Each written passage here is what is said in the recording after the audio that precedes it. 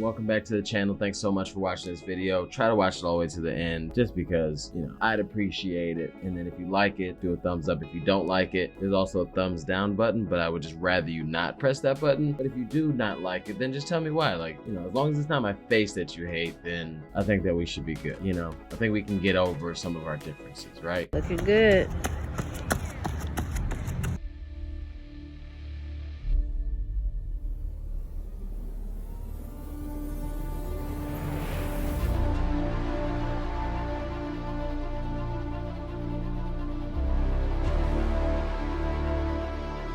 See ya. All right.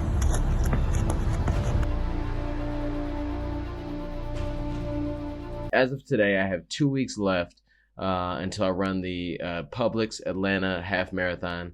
And I'm using that as a training session, so to speak. I'm substituting it for a long run. I'm doing it on a Sunday, the 1st of March, like I said. But my main goal, or my goal race, is the Glass City Half Marathon in Toledo on April 26th. So this half marathon is really just to test my fitness out, see where I'm at. So I have 2 weeks until that, and then a total of 10 weeks until Glass City full marathon. And at Glass City, I will be trying to, or attempting to, or running a 2:56, 2:57 full marathon time, and that would qualify me for Boston, which is the main goal. Overarching goal is qualify for Boston, and then after that, then I'll try to break down and see how low I can go in the full marathon distance. So just really quick, want to go over my week. It's 2 weeks left now, so would love 12 weeks pretty much. I'd like to talk to you about go backwards each week from the 12th week down to week till race day in Toledo. So last week, what I did was pretty much my schedule is pretty regular. So basically, all Mondays are normally an 8-mile easy recovery run, trying to recover from that long Sunday run. Typically, Tuesdays are always always 6 miles, but they're more of a tempo pace, more of a actually not tempo, but more of like a moderate pace. So anywhere between 1 to 2 minutes above my full marathon goal pace. So then in my case, that's 6:47. So that means all my 1-2 paces would be 7:47 to 8:47 or so. They're really in that range, just to kind of let the legs go a little bit. Anything slow, we really need it to be around 7:20 all the way up to like 8:40 something as well, or maybe even 9 on some days when I'm feeling really tired or sluggish. Kind of let that go. Wednesdays are always my speed workouts or strength workouts.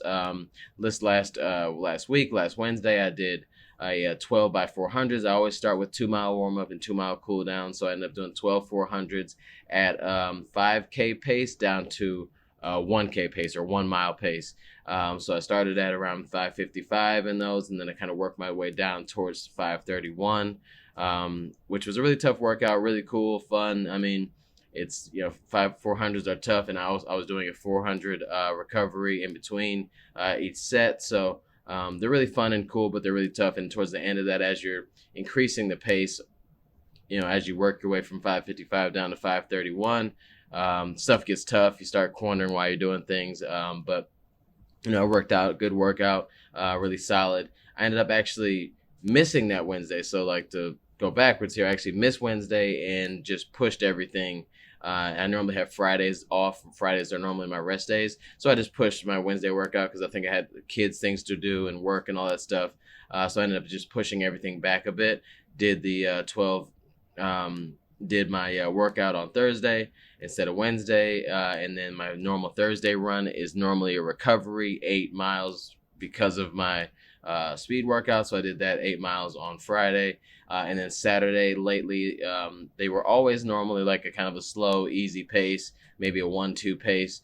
But lately, as I get closer to this half marathon in the next couple of weeks, and they get closer towards the full marathon at the Glass City in Toledo, Saturdays have turned in more into a strength workout, or like a longer tempo. So last Saturday I did a 2-mile cool down, a 2-mile warm up, 2-mile cool down, but in the middle I did a 6-mile tempo at half marathon pace. And my half marathon pace right now is 6:27.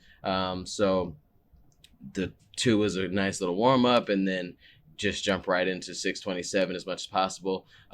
Which was I did this one outside. I do a lot. I do probably half and half my workouts, treadmill versus outside. I like running outside more, but on speed days, sometimes it's easier to just jump on the treadmill, so I don't have to worry about, my area has a lot of stop lights and signs and things like that. And then I'm in Michigan, so it's been snowing lately and icy, so I don't want to get out there and mess something up or slip and fall or whatever, and or really not get a good workout in because you're doing a lot of stop and goes throughout the process. So I do a lot of my workouts on a treadmill. But on Saturday, since it's all in all a 10-mile run, I was like, no, I need to get outside, and I ran with a group, Run Detroit. There's a store downtown Detroit. It's called Run Detroit. They always do a Saturday group run where they have 3 miles, or they have different courses or different routes, 3 miles, 6 mile, and a 10 mile. So I did the 10-mile route. So it went great. It was a pretty windy morning. It was actually like 12 degrees outside with wind chill. I think they said it maybe felt like 3 or 4 degrees. So my fingers were absolutely just done. My fingers get cold pretty quickly anyway, but this was like extreme. But the run went well. The first 3 miles of the 6, I was going out and then made the turn to come back, down a different road, but it was ended up being all against the wind. So my paces I was on point. I was probably sub, 627 the way out, and on the way back, I think I dipped down to like 635, maybe 638, 639 at the most in the last 3 miles. So they felt good, and I mean it was tough. I didn't hit the numbers that I wanted, but you're coming into a headwind of like maybe 10 miles or so, or a little bit more. I felt pretty solid in the effort, and at the end of the day, as long as the effort's there and you know for sure that you're pushing, and you know for sure that you're getting the most out of your legs at that moment, then I think that's really what matters the most for me at least. And then on Sunday I did a 14-mile run. Note to self though, I want to do a little quick side note or a quick review of 2 shoes that I got recently. I've been a Nike person lately, and obviously I have the Next Percents here. I ran my first marathon in these, and I ran a few different races like 5Ks, and that's it. I've run a couple 5Ks in these, so I just wanted to try something new. I wanted something a lot of the Nikes, even these, even like the Vaporflies. I mean, they're not very flexible. There's definitely a plate in there, so they're pretty tough. And then also, I mean, these are about the same as well, so those are cool, and that's great. But sometimes I want to have, I want to start kind of feeling the ground a little bit more on my training runs and really get used to, building up those muscles in your feet and all that good stuff. So I reached out and, talked to a few different people, and the people at Run Detroit suggested that I give these a shot. These are the Skechers Razor 3s, and they're really cool. They're super light, very comfortable, and they're a little more flexible. Not super flexible, but they're definitely great trainers. I ran the 14 miles in these.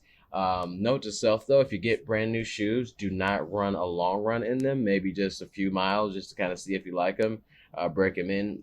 Everything was going swimmingly up until mile 13 and a quarter, maybe 13.25 or so. All of a sudden, I started feeling on the opposite foot, on my right foot, I started feeling like a hot spot right on the inside of my foot here, probably right where the seam is. And it wasn't too bad because it was at the end of the long run, but I probably should have worn them around the house a little bit, maybe wore them on the treadmill a bit, but these are awesome. I hope that I'm going to run them soon again, probably today when I do my 6 miles.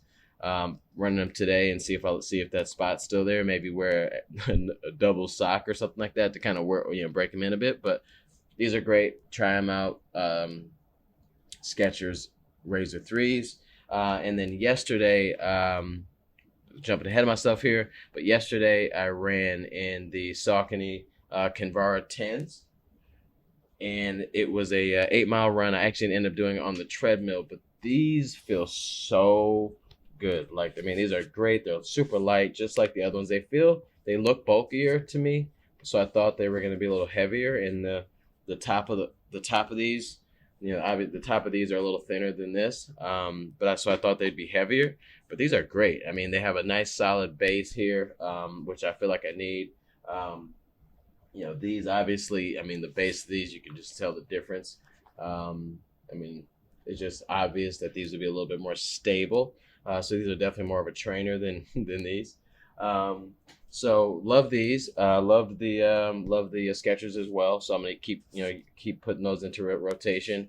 I'm planning on getting another pair of the Vaporflies, the Next Percents, before the half marathon on the first. So that's a couple weeks from now. So hopefully I'm able to grab those and get them in the mail really quick. But these are great. So are the razors, and that's all this week. I think last week I touched maybe 57 point something miles, and hoping I think this week I don't have as many because you're kind of getting ready for the half marathon. So that's that.